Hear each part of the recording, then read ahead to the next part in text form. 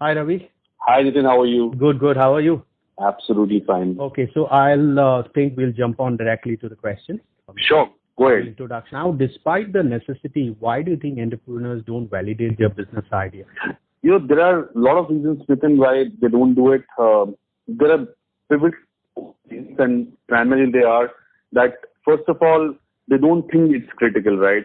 Because they think that whatever they think is right, unfortunately, that is not the right way to go it. Okay. Second is that they're not told so.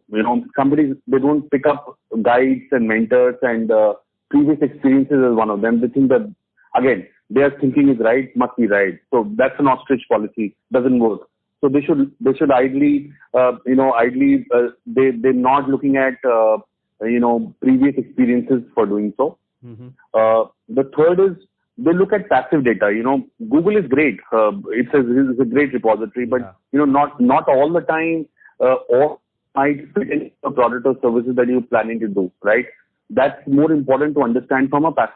And last not the least, they're overconfident at times. Most of them, specifically, and this is not an age group problem. This is basically people who think they have either had experience or they have worked with startups or otherwise they know it best. So, before they start doing anything new, I think the most important thing is to learn and unlearn a lot of things and get into it. So, overconfidence kills everything out. And in this specific case, validation of your business idea is more important and pertinent when you start to think and unlearn and relearn things that are happening in the same kind of genre or sector. So that's what the critical things that I think are important. Okay, great. So, what are the disastrous impacts? What are the costs of you don't validate your idea? There are a lot of costs involved, and they might not be just monetary, which is prime. There are emotional. There are a lot of disasters which is concluded from various buckets. One is emotional bucket. One is financial implications. The third is social implications. Right? These are three major buckets. But if you look at it from a business point of view, I think financially, the most disastrous aspect is that you have a propensity to burn money which you have saved or raised, right? That is one.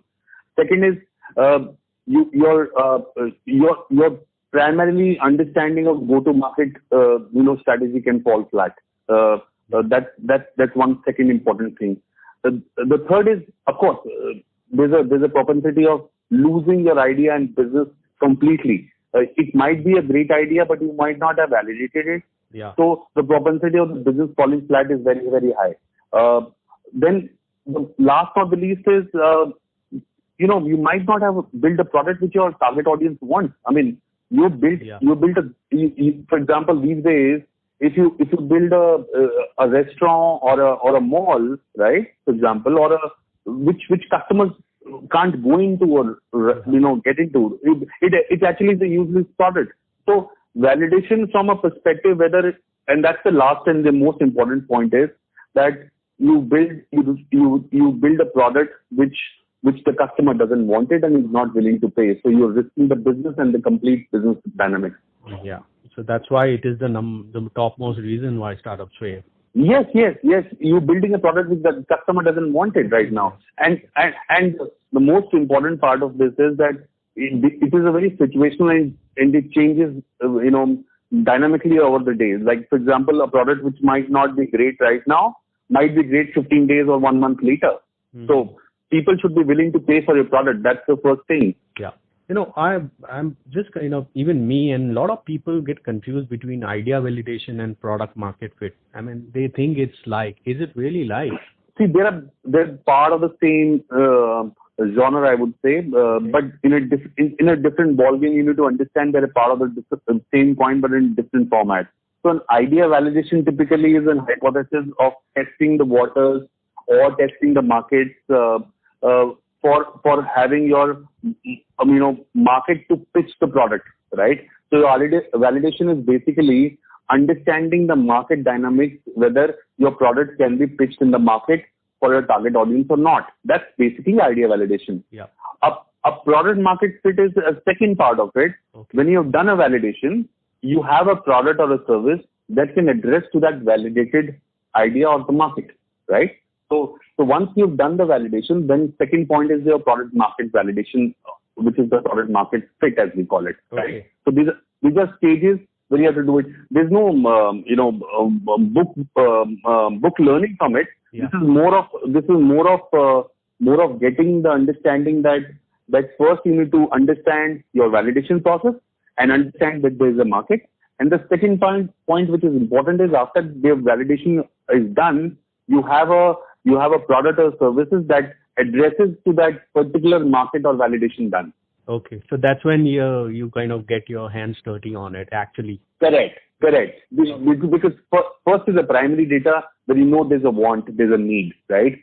Then you get into saying, ये product इस market से fit होगा कि नहीं होगा in vernacular, which means is whether this idea will validate into your this address market which you're validated for.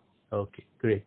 Now, I want the audience to know about your book, Validate Your Startup Business Idea, which is available on Amazon. Right. Could you give a gist of, how does the entrepreneur validate his or her business idea? Yeah, I definitely, for sure. See, the point is, first of all, this book that I wrote some time back was not just my experience of understanding and helping startups. Okay. I have had quite a few learnings from startups that I have been part of or I have led them.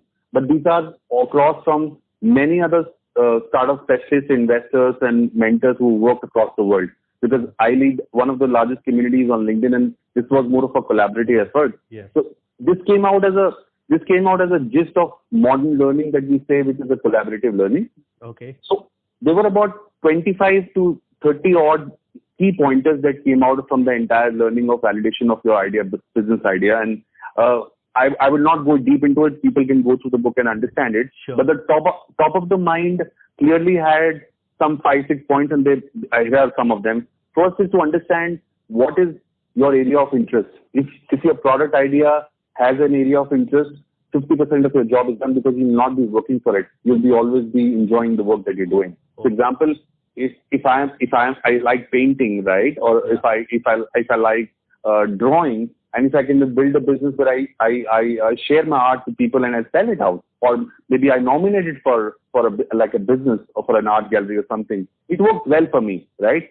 So that's one way of understanding it. Second is you always have to enforce the ability to work, right? So for example, if you are good in technology, right, and you can build a product, but you're not good in marketing, right? Yeah. So you build your product yourself, but hire or work with somebody who's great at marketing, so that you both can collaborate and co-found that company. Because you're not building a product, you're building a company. That's important, and that's people need to understand that, right?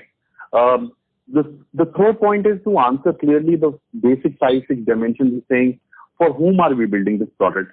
Why are we building this product?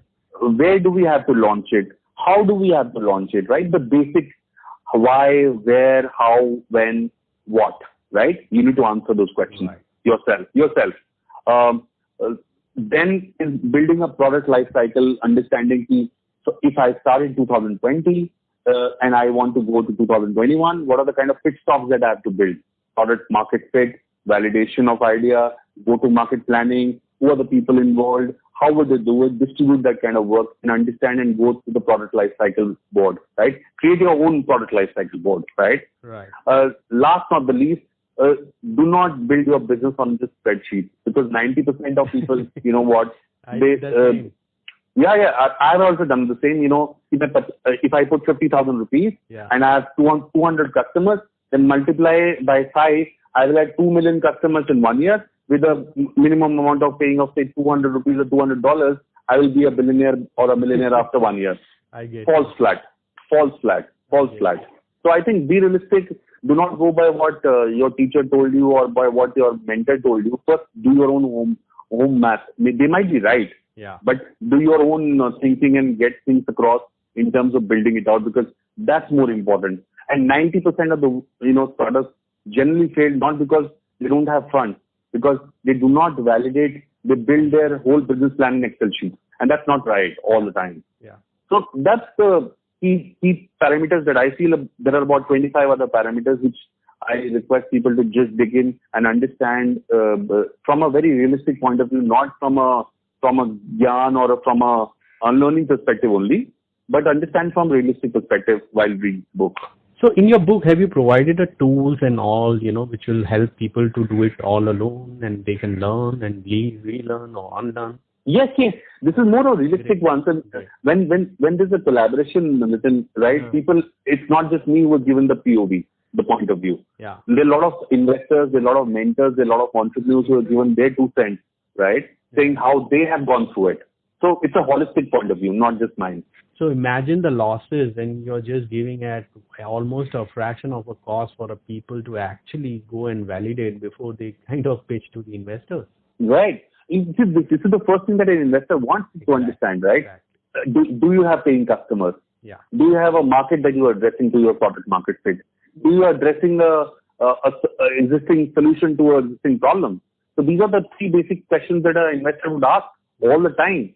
But if you have answers already validated with data, right, he or she will never question your validation process, and he understands that the market is you playing in.